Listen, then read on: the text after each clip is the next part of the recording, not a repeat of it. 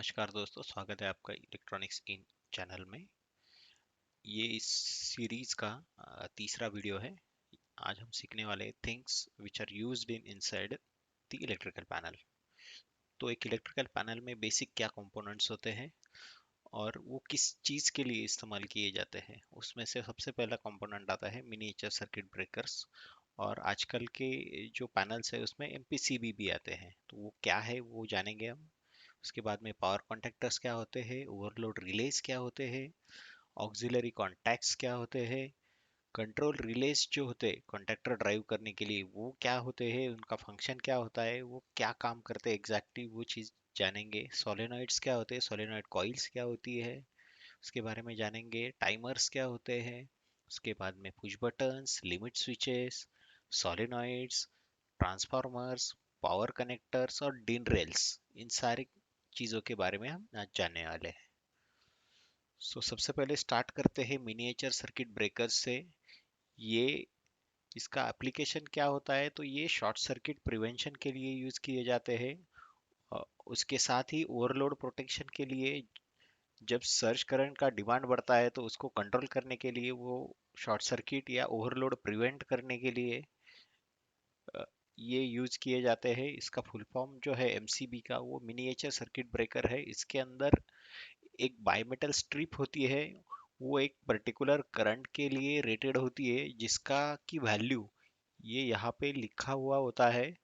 या अ, जो इमेज में दिखाया गया है वो C16 एमसीबी है, मतलब ये मोटर या इंडक्टिव लोड के लिए ग्रेडेड एमसीबी है।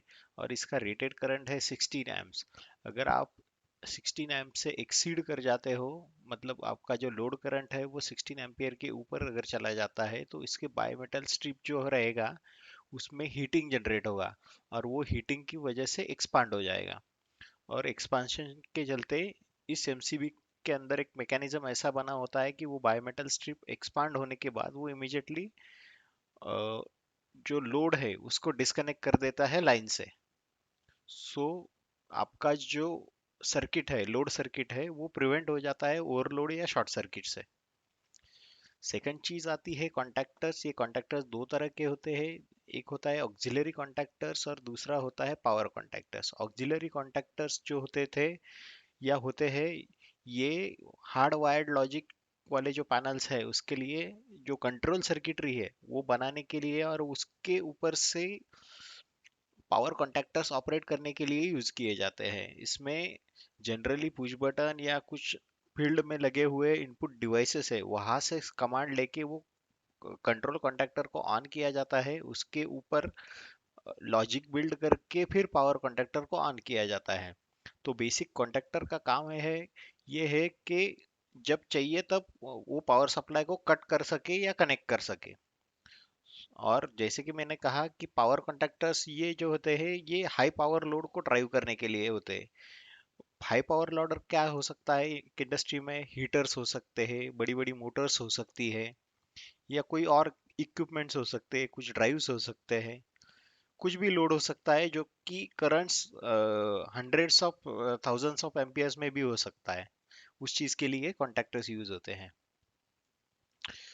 ओवरलोड रिले ये एक तरह का प्रोटेक्शन है from the over current, overload. ये जनरली पुराने जो पैनल्स आते थे उसमें कॉन्टैक्टर के नीचे वाली साइड में, जब लोड की साइड में लगाने के लिए एक प्रोविजन रहता था उसमें, और ये कॉन्टैक्टर के जस्ट नीचे बैठते थे। इसका यूज क्या है, तो ये कंप्लीटली डिजाइन किया गया था मोटर प्रोटेक्शन को मद्देनजर रखते हुए। तो इसमें एक ऑक्सिलरी कॉन्टैक्ट होता है, तीन कॉन्टैक्ट्स होते हैं तीन पेज के लिए, जैसे कि आप देख पा रहे हैं इमेज में। उसके बाद में एक ऑक्सिलरी कॉन्टैक्ट्स होता है जो कि बायमेटल स्ट्रिप के प्रिंसिपल पे आधारित होता है। जैसे ही आप करंट एक्सीड कर जाता है आपका लोड, तो उस केस में बायोमेटल स्ट्रिप एक्सपांड हो जाएगी और ये कॉन्टैक्ट ओपन हो जाएगा।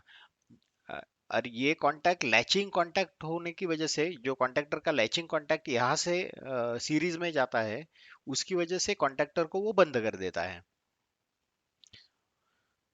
उसके बाद में जो आते हैं वो ऑक्सिलरी कॉन्टैक्ट्स आते हैं। ये ऑक्सिलरी कॉन्टैक्ट्स जो रहते हैं ये कॉन्टैक्टर के ऊपर माउंटिंग कर सकते हैं आप। उसका जो पर्पस है वो कॉन्टेक्टर के लैचिंग के लिए आप यूज कर सकते हैं, कुछ लॉजिक इंप्लीमेंट करना है, कुछ इंटरलॉकिंग दूसरे कॉन्टेक्टर्स या दूसरे लॉजिक के साथ करना है, तो उसके लिए ये काम पे आता है।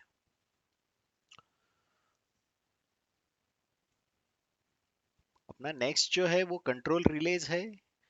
ये कॉन्टेक्टर की कॉइल ड्राइव करने के लिए यूज किए जाते हैं। इसमें एक सोलेनॉइड मैकेनिज्म होता है। जो कॉइल है इसके बीच में आप एक पोटेंशियल डिफरेंस या वोल्टेज अप्लाई करते हैं, उसकी वजह से ये कॉइल में एक मैग्नेटिक फील्ड इंड्यूस होता है, जो कि ये जो मैग्नेटिक फ्लक्स है ये इस लीवर को या ये आर्मेचर को एक पिवोटल पॉइंट पे जो कनेक्टेड होता है वो आर्मेचर को खींचता है अपनी तरफ। उसकी वजह से क्या होता है, ये जो कॉमन का जो पोल है ये लिफ्ट हो जाता है ऊपर की साइड से। वो मूवेबल कांटेक्ट होता है, वो ऊपर की साइड से लिफ्ट हो जाता है। उसकी वजह से क्या होता है कि ये कॉमन और नॉर्मली क्लोज्ड, ये दोनों अब जो नॉर्मल कंडीशन में शॉर्ट है, मतलब इसका और इसका कांटेक्ट ऑलरेडी बन चुका है, वो कांटेक्ट ओपन हो जाता है और सेम कांटेक्ट नॉर्मली ओपन और कॉमन के बीच में बन जाता है। तो उसकी वजह से ये कांटेक्ट चेंज ओवर हो जाता है। सो ये चीज क्यों लगती है, ये चीज लगती है जो भी कंडीशन आपको जनरेट करनी है उसके अकॉर्डिंग स्विचिंग के लिए यूज करनी होती है। और इसका एक दूसरा पर्पस ये भी होता है कि एक आइसोलेशन प्रोवाइड करता है पावर और कंट्रोल सर्किटरी के बीच में। मतलब ये आप क्या कर रहे हो, ये 230 या 24 वोल्ट से ये चीज ऑपरेट कर रहे हो, और ये कांटेक्ट जो है ये कंप्लीटली इस सर्किट से आइसोलेटेड है। और इसमें आप चाहिए तो 230 या 415 वोल्ट का भी फेज अपन आप डाल सकते हो। तो ये कांटेक्ट जब कब बनता है, जब सप्लाई इज इंजेक्टेड या सप्लाई इंजेक्ट करते हो आप कॉइल के अक्रॉस में, कॉइल के A1 A2 टर्मिनल के अक्रॉस में, तो NO कांटेक्ट बन जाता है NC, NC कांटेक्ट बन जाता है NO। अब हम स्टडी करने वाले हैं टाइमर्स। टाइमर्स का बहुत इंपॉर्टेंट रोल होता है किसी भी लॉजिक या किसी भी इलेक्ट्रिकल पैनल में। किस लिए यूज होता है कि आपको एक पर्टिकुलर चीज है उसको एक पर्टिकुलर टाइम के बाद में ऑन करना है, उसके लिए ये सबसे जरूरी होता है स्टार डेल्टा स्विचिंग में। जब मोटर स्टार और डेल्टा में स्विच करनी है, स्टार में से डेल्टा में या डेल्टा में से वापस स्टार में अगर लेना है, कुछ लोड रिक्वायरमेंट की वजह से कई जगह पे क्या होता है, कुछ जो मोटर्स होती है उसमें लोड बहुत ज्यादा होता है, तो उसका स्टार्ट करते टाइम करंट को कंट्रोल करना बहुत जरूरी होता है। इसीलिए स्टार डेल्टा स्विचिंग की बहुत ज़्यादा रिक्वायरमेंट होती है ऐसे लोड एप्लीकेशंस में। सो उसके लिए एक ऑन डिले टाइमर्स लगते हैं। ऑन डिले टाइमर का जैसे कि आप नीचे में टाइमिंग डायग्राम देख रहे हो, उसको कमांड मिलने के बाद एक स्पेसिफिक टाइम जो आप सेट कर सकते हो थ्रू दिस पोटेंशियोमीटर, ये टाइम सेट कर सकते हैं, उसके बाद ही उसका आउटपुट ऑन होने वाला है। वो सिमिलर केस अपोजिट में रहता है ऑफ डिले टाइमर के लिए। जैसे ही आपका इनपुट आता है वो आउटपुट तुरंत ऑन कर देता है ऑफ डिले टाइमर। और आपका इनपुट जो है, इनपुट सिग्नल अगर जीरो में होता है, मतलब चला जाता है, तो उसके बाद में जो आपने टाइम सेट किया है पोटेंशियोमीटर थ्रू, तो उस टाइम के बाद में वो उसका आउटपुट जो है वो जीरो होने वाला है। ये चीजें जैसे कि मैंने बताया स्टार डेल्टा, इसका एप्लीकेशन हो सकता है। कुछ ल्यूब्रिकेशन यूनिट्स रहते हैं, वो पर्टिकुलर टाइम इंटरवल के बाद आपको ऑन करने पड़ते हैं। तो वो ल्यूब्रिकेशन यूनिट्स क्या होते हैं, कहाँ पे लगते हैं, वो बाद में हम लोग देखने वाले हैं। बट उसके स्विचिंग के लिए भी ये टाइमर्स जरूरी होते हैं। सबसे इम्पोर्टेंट चीज जो आती है कुछ किसी भी एक मशीन में, वो होता है एक पुश बटन। वो पुश बटन क्या है, पुश बटन कुछ भी स्टार्ट या स्टॉप करने के लिए हम लोग यूज करते हैं। एक पुश बटन जो ग्रीन जनरली यूज किए जाते हैं इंडस्ट्री में, वो इंडिकेट करता है किसी भी चीज का स्टार्ट या healthy condition. So in general green use होता है स्टार्ट करने के लिए, रेड होता है स्टॉप करने के लिए। इसमें क्या होता है, कुछ आपको कंट्रोल करना है कोई मूवमेंट या कुछ किसी मोटर को ऑन ऑफ करना है, कुछ एक आधा कन्वेयर है उसको स्टार्ट स्टॉप करना है, कोई इक्विपमेंट ऑन ऑफ करना है तो उसके लिए पुश बटन्स यूज होते हैं। इसमें जनरली दो तरह के कॉन्टैक्ट आते हैं, येनो कॉन्टैक्ट आता है और एनसी कॉन्टैक्ट आता है। जनरली जो स्टार्ट बटन्स रहते हैं वो येनो कॉन्टैक्ट प्रेफर किए जाते हैं, और स्टॉप बटन में एनसी कॉन्टैक्ट प्रेफर किए जाते हैं। नेक्स्ट जो आता है वो आता है हमारा लिमिट स्विच। लिमिट स्विच क्या है? ये फिजिकली एक ऑब्जेक्ट अगर मूव हो रहा है, वो मूव होने के बाद जो आपका जो एस्टिमेटेड पोजीशन है या रिक्वायर्ड पोजीशन है, वहां तक वो चीज या वो ऑब्जेक्ट पहुंचा है कि नहीं, उसका फीडबैक देने के लिए लिमिट स्विचेस यूज होते हैं।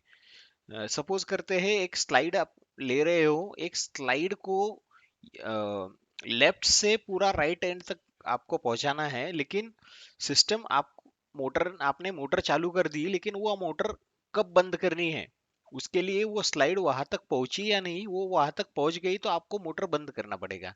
अदरवाइज क्या होगा, वो मोटर ओवरलोड होगा, ओवरलोड की वजह से आपका मोटर ट्रिप हो जाएगा। सो ये चीज क्या होती है, ये एक एंड लिमिट डिटेक्शन होता है। मतलब एक एंड लिमिट में आपने एक ऑब्जेक्ट को लेके गए, वहां से वो ऑब्जेक्ट जो है वो उसके आगे नहीं जा सकता, तो उसको वहां पे रोकना होगा। उसको रोकने के लिए लिमिट स्विचेस का यूज किया जाता है। और ये लिमिट स्विचेस जो है, ये बड़े बड़े ऑब्जेक्ट्स जो रहते हैं उसके प्रेजेंस के लिए, मतलब ये ऑब्जेक्ट यहाँ पे फिजिकली अवेलेबल है, ये डिटेक्ट करने के लिए भी यूज किए जाते हैं। चलिए नेक्स्ट देखते हैं सोलेनॉइड कॉइल्स क्या होते हैं। ये सोलेनॉइड कॉइल्स जो रहते हैं, ये इलेक्ट्रिकल एनर्जी को मैग्नेटिक एनर्जी में ट्रांसफॉर्म करते हैं, इलेक्ट्रोमैग्नेटिक एनर्जी। मतलब जब तक कॉइल में सप्लाई मौजूद है, तब तक वो इलेक्ट्रोमैकेनिकल फोर्स जनरेट करते रहेगा। ये किस चीज में काम आता है? ये हाइड्रोलिक और न्यूमेटिक वॉल्स को एक्चुएट करने के लिए काम आता है। हाइड्रोलिक और न्यूमेटिक वॉल्स के अंदर एक प्लंजर रहता है, वो स्प्रिंग लोडेड हो सकता है या वो फ्री फ्लोटिंग रह सकता है। तो होता क्या है, जब ये कॉइल मैग्नेटाइज होता है, ये कॉइल उसके ऊपर माउंट होता है और मैग्नेटाइज होता है, तो वो प्लंजर को अपनी तरफ खींच लेता है। तो उसकी वजह से क्या होता है, जो डायरेक्शनल वॉल हम जिसको बोलते हैं, वो हाइड्रोलिक और न्यूमेटिक वॉल्स, उसके जो उसमें तीन पोर्ट अगर है, तो तीनों में से अगर एक एक्टिव है तो खींचने के बाद, वो जो प्लंजर खींचने के बाद दूसरा पोर्ट एक्टिवेट हो जाएगा। तो इससे क्या होगा, हम ये वॉल्स जो यूज किए जाते हैं, ये न्यूमेटिक और हाइड्रोलिक सिलेंडर की मूवमेंट को कंट्रोल करने के लिए किए जाते हैं। और उसकी वजह से क्या होता है, मतलब ये कंट्रोल एक्चुअली हम लोग क्या कर रहे हैं, तो एक मीडिया फ्लो हो रहा है, जो पाइप से फ्लो हो के सिलेंडर में जा रहा है, वो मीडिया को हम लोग कंट्रोल कर रहे हैं। वो मीडिया कुछ भी हो सकता है, लिक्विड हो सकता है, वाटर हो सकता है, उसके बाद में हाइड्रोलिक फ्लूइड हो सकता है, या एयर हो सकती है, गैस हो सकता है। ये कुछ भी मीडिया हो, उसको कंट्रोल करने के लिए, उसको शट ऑफ एंड ऑन करने के लिए सोलेनॉइड कॉइल्स को इस्तेमाल किया जाता है। नेक्स्ट आता है अपना ट्रांसफार्मर। ट्रांसफार्मर का काम क्या होता है? ये ट्रांसफार्मर्स जो होते हैं, ये आइसोलेशन के लिए मेनली यूज किए जाते हैं। और दूसरा जो एक पर्पस होता है, वो conversion of one voltage to another. मतलब हम लोग जितना भी एक घर में इलेक्ट्रिसिटी इस्तेमाल करते हैं, वो होता है 230 वोल्ट। बट जहाँ पे जनरेट होता है, वो 230 वोल्ट नहीं होता है। उसके लिए आपको एक वोल्टेज, हाइयर वोल्टेज लेवल से लोअर वोल्टेज लेवल पे लाना पड़ता है। तो उसके लिए ये ट्रांसफार्मर्स यूज होते हैं। सपोज करते हैं आपके घर में 230 वोल्ट आ रहा है, एक कोई चीज है आपकी सोलर पे चलने वाली, वो 12 वोल्ट पे चलती है। तो उसके लिए या उसको ऑपरेट करने के लिए वोल्टेज से आपको क्या करना पड़ेगा, एक ट्रांसफार्मर लेना पड़ेगा, वो जो 230 वोल्टेज एक्सेप्ट करता हो और आउटपुट में आपको 12 वोल्ट देता हो। सो ये बेसिक पर्पस होता है एक ट्रांसफार्मर का। ये किस किस चीज के लिए इंडस्ट्री में यूज होते हैं? कंट्रोल सर्किट के लिए यूज होते हैं। उसके बाद में जो इल्यूमिनेशन होता है, जो लाइटिंग्स होती है मशीन्स के अंदर या मशीन के पैनल के ऊपर, तो वो उसके लिए 440 वोल्ट या 415 वोल्ट को 230 वोल्ट में कन्वर्ट करने के लिए ट्रांसफार्मर्स यूज होते हैं।